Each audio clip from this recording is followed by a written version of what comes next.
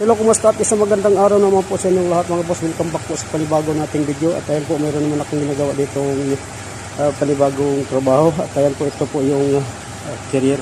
Ayan po, makikita nyo, carrier ko yan. Ang concern ay engine not starting. Ayan po, dito sa itaas, nandito yung makina ng carrier.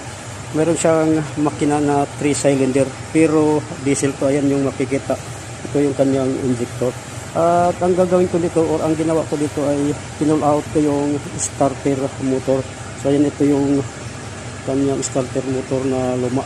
Ang problema kapag pinaandar mo, lumalagatak lang, ayaw tumuloy pag-start. Ang gagawin ko naman ngayon ay mayroon akong spare dito.